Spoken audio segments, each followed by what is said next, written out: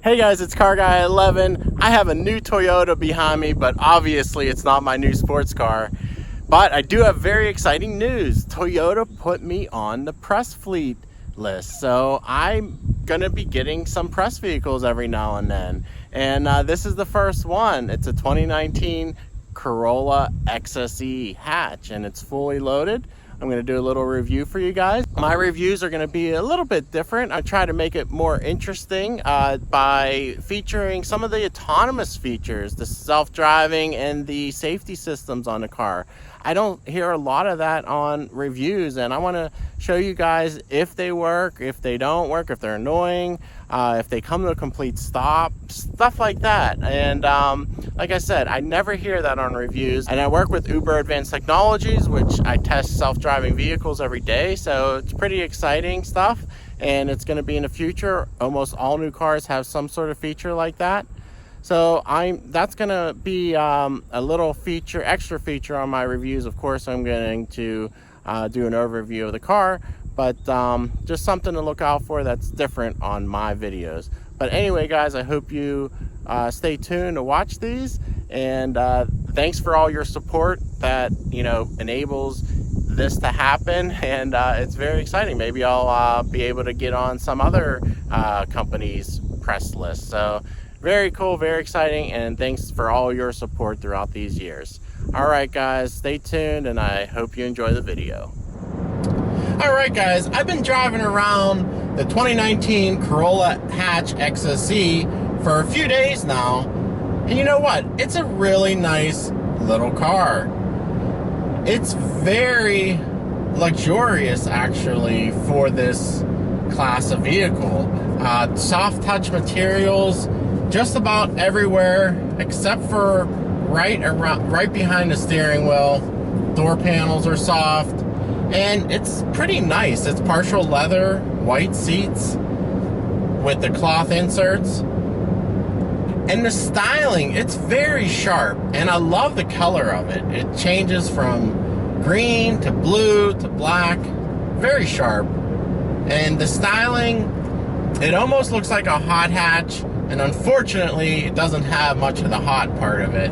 But the wheels, 18-inch wheels with 225 with tires, and just the aggressive styling, I really like it. I think it looks way improved over the previous generation Corollas, inside and out. But as I said, today we have a manual, which is becoming very rare option, and it's a nice 6-speed manual. The shifter action is pretty smooth and direct, not a lot of vagueness there.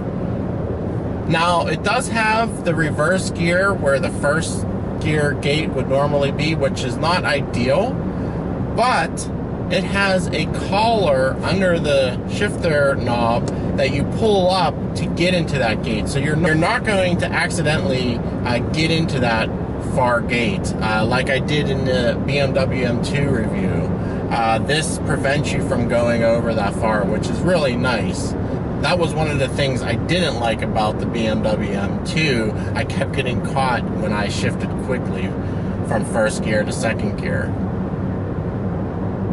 But anyway, the car rides very well.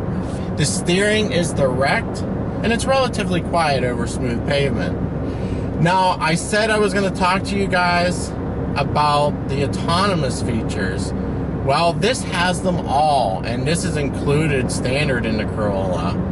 And that includes adaptive cruise control, emergency braking, lane keep assist, automatic high beams, attention assist, and many more. So right now I have the adaptive cruise set, and I'm on a 2-lane highway, and I have the lane keep on as well. So it's not perfect as far as that goes. I am kind of bouncing between the lane edges, and it is yelling at me right now to keep my hand on the steering wheel.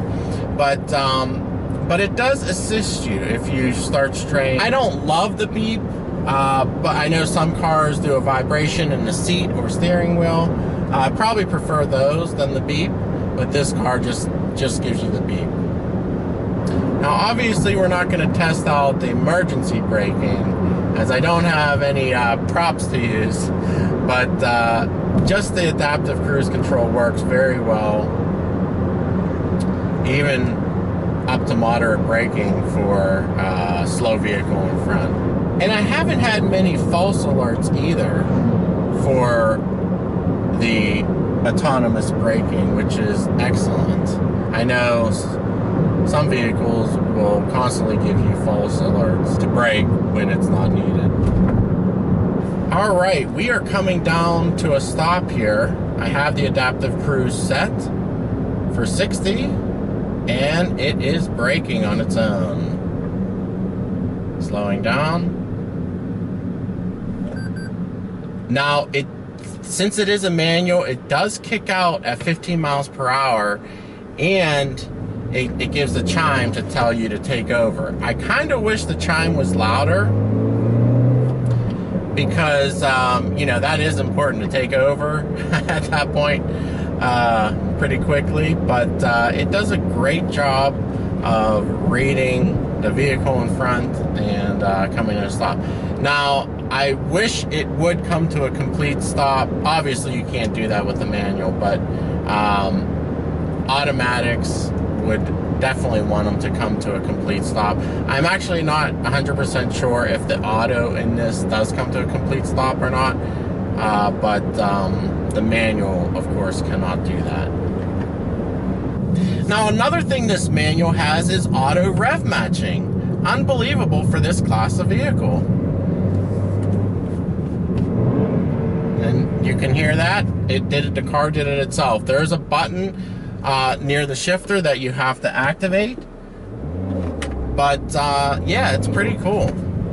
Now this vehicle is fully loaded at right around $24,000. It includes steering headlights that are an option on this vehicle, actually the only option, and does a very good job at night steering around corners, and something you wouldn't necessarily see on a vehicle of this class. All right, let's do a little acceleration run for you guys.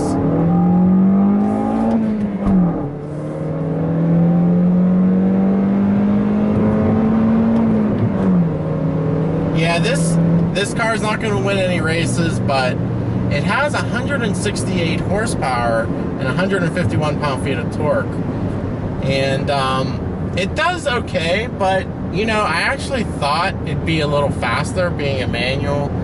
This car weighs a little over 3,000 pounds though, so it's not the featherweight anymore that you think about in this econo car class. I am averaging around 28 miles per gallon in mixed driving, which isn't bad. Again, I kind of wish for more in the 30 range. I have seen several trips over 30 miles per gallon, but overall, in the way I drive, and you know, I'm not the easiest on the vehicles, and but overall, not too bad at 28 miles per gallon. Now, I do have to say, the rear seat and cargo area isn't that large. It is kind of compact. This is a compact car, so I guess that's not really a surprise. It's a little bit floaty on some bumps, but it handles pretty well.